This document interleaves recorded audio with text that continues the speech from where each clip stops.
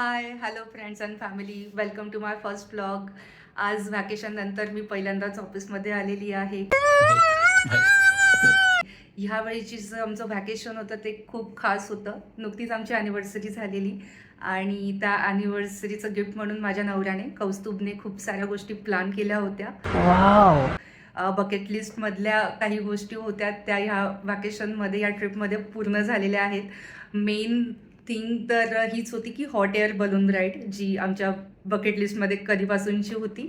नंतर visit to राष्ट्रपती भवन आणि मेन अजून गोष्ट सांगायची झाली तर नवी मुंबई विमानतळावरती सगळ्यात पहिली फ्लाईट लँड होणं. नवी मुंबई विमानतळावरती सगळ्यात पहिली फ्लाईट लँड होणं.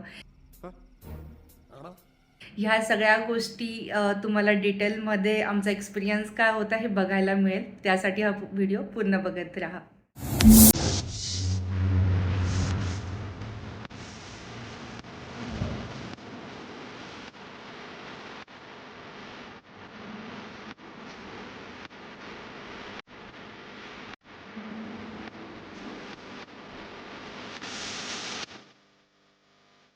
हॉट एअर बलून राईडची एक्साइटमेंट एवढी होती की कधीही लवकर न उठणारी मी पहाटे 4 वाजता उठून फुल अप टू डेटमध्ये रेडी होते. आजूबाजूला कडाक्याची थंडी होती. टेम्परेचर 4 डिग्रीपेक्षा कमी होते. हात अक्षरशः गोठलेले. बोलताना तोंडातनं वाफा निघत होत्या.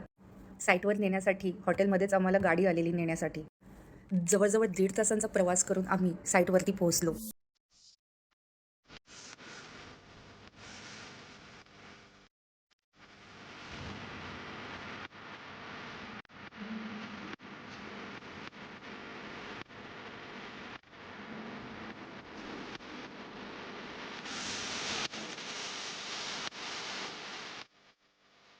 हॉट एअर बलून राईड्स या भारतामध्ये खूप मर्यादित ठिकाणी उपलब्ध आहेत.